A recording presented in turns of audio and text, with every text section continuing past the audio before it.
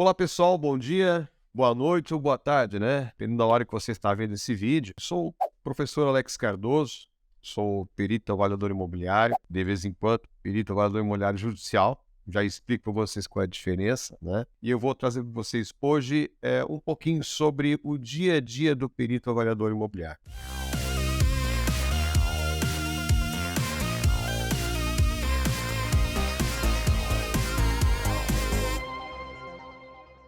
Primeiramente, é o seguinte, as pessoas geralmente perguntam como é que é o dia do avaliador imobiliário, como é que o perito trabalha, o que ele faz, o que não faz. Bom, primeiro, eu sempre digo para os meus alunos e para os meus colegas de trabalho, primeiro, você tem que realmente entender qual é a função de um avaliador imobiliário. Não é porque você fez um curso de avaliação imobiliária que você necessariamente, por exemplo, é um perito judicial. Não é assim que funciona. Quando você faz um curso de avaliação imobiliária, você está habilitado para ser um avaliador, porque vai conhecer algumas técnicas da área de engenharia de avaliação. Técnicas como, por exemplo, tratamento de fatores dentro da norma técnica para avaliar imóveis. Técnicas como, por exemplo, inferência estatística dentro da norma técnica para avaliar imóveis. Então, você vai conhecer, você vai ser conhecedor de alguns trâmites técnicos, vamos dizer assim, no que diz respeito à questão de avaliação imobiliária. Então, após fazer este curso, você começa a se inteirar do assunto, entender um pouco mais o assunto. Porque é muito importante que você entenda que avaliar o imóvel, inclusive o próprio dono do imóvel, ele consegue avaliar o seu bem, ele sabe quanto vale o seu bem. Mas emitir um parecer técnico sobre isso, um laudo sobre isso, como perito avaliador imobiliário, requer conhecimento específico da área, requer formação específica da área. Os corretores de imóveis geralmente fazem cursos na área de avaliação imobiliária e eles vamos dizer assim, eles se dedicam a fazer avaliação imobiliária dentro de tratamento de fatores. Os engenheiros e arquitetos, quando desenvolvem seu curso de avaliação imobiliária, eles tendem a se dedicar à inferência estatística. Tanto um quanto o outro, eles são aceitos em norma técnica. Qual é a diferença de um para outro? Bom, quando você tem uma boa quantidade de amostras, tá, para poder inferir o teu bem avaliando, você tende a preferir fazer uma avaliação diretamente por inferência. A inferência estatística permite com que você seja auditado na tua avaliação, porque você vai ter alguns modelos dentro da avaliação que você vai ter que validá-los. Por exemplo, o coeficiente de determinação, que é o R ao quadrado, você vai ter que validar esse modelo. Se ele não estiver dentro do quesito mínimo, vamos dizer assim, a tua avaliação está falha, ela não está tão fidedigna ao que é o mercado. O teu gráfico 2D, por exemplo, que vai estabelecer vamos dizer assim, um paralelo entre a testada de um terreno, a sua profundidade, o valor comercial dele, ele tem que estar em um formato que represente o que o mercado é.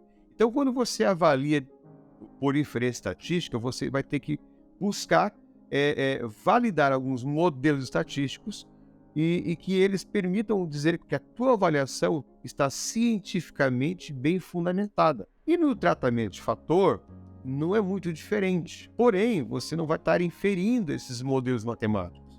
Você está buscando a realidade do mercado, trabalhando fatores como, por exemplo, testada, área, por exemplo, um apartamento como tipos de pavimento, como quantidades de suítes, quantidades de garagens. Então, quando você faz por tratamento de fator, necessariamente você vai estar trabalhando com dados que podem ser quantitativos ou dados qualitativos.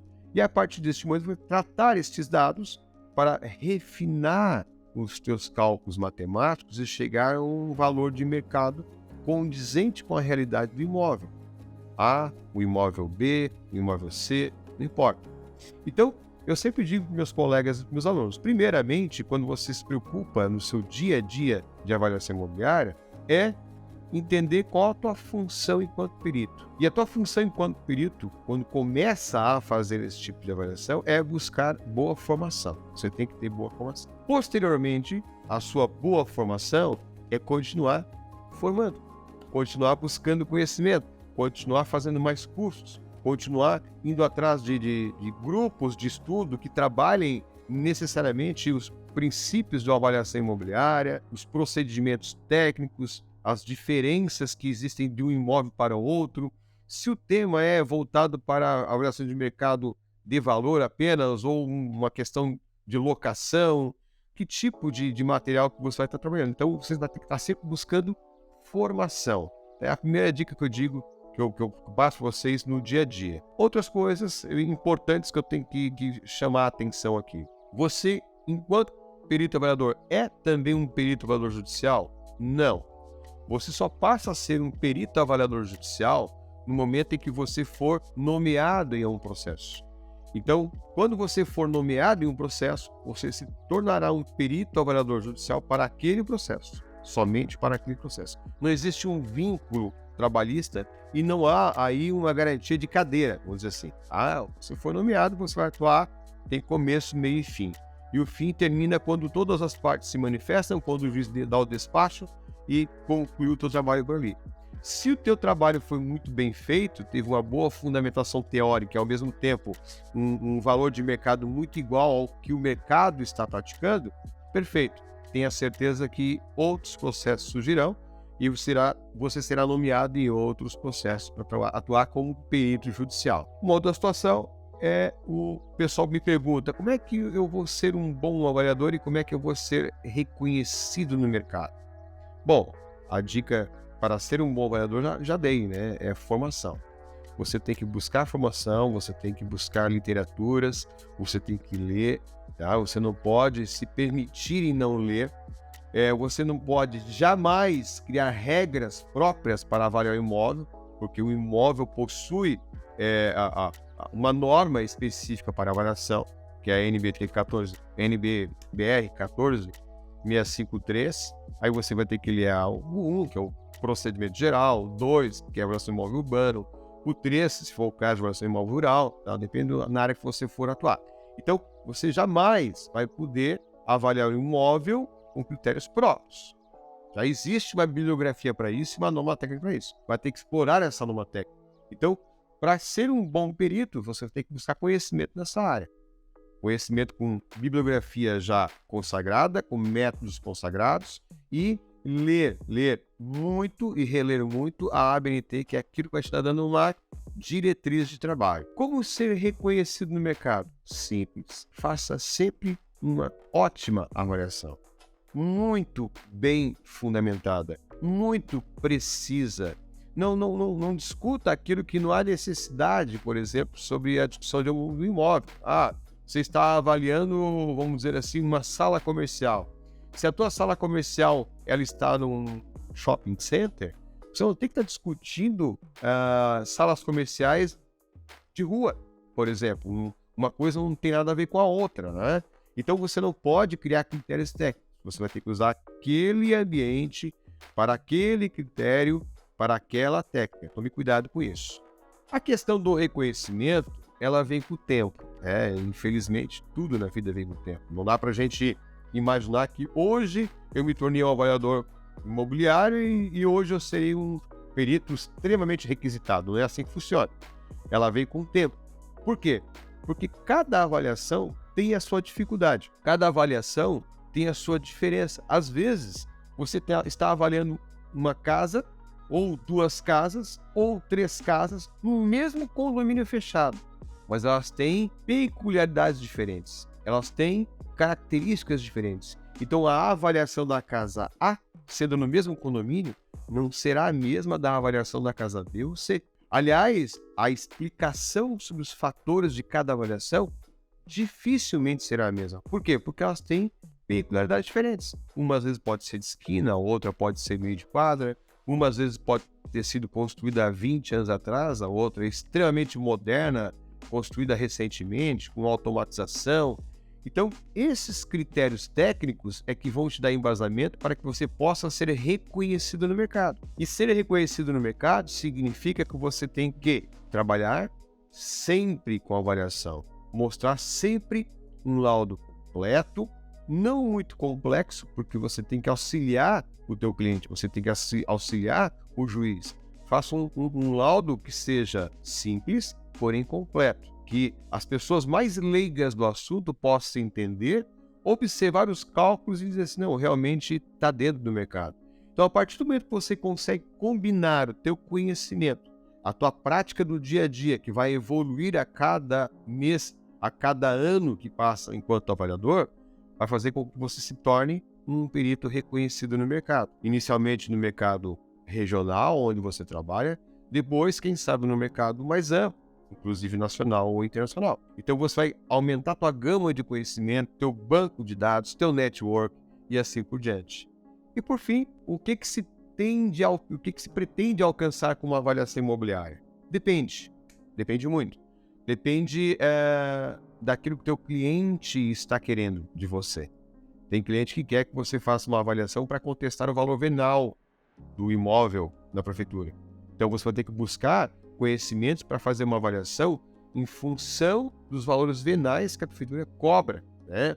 Vai ter que, inclusive, usar critérios de fatores que a prefeitura está cobrando para poder descobrir qual o valor venal daquela região. Digamos que o teu cliente quer apenas o valor comercial dele a preço justo. Perfeito. Ou que o teu cliente seja um banco que quer, além do valor comercial, quer saber também se aquele imóvel ele é bom de venda ou não, né? E o quanto ele consegue reduzir o valor para não ter prejuízo. Então, esses tipos de critérios, o que se quer da avaliação, vai muito da conversação entre você e seu cliente. E a partir do momento que você definir o que o teu cliente quer, você trabalha em cima desses critérios, claro, sempre fundamentado em norma técnica.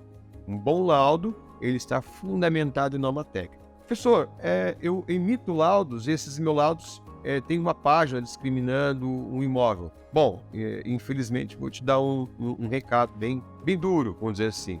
Não existe laudo de uma folha.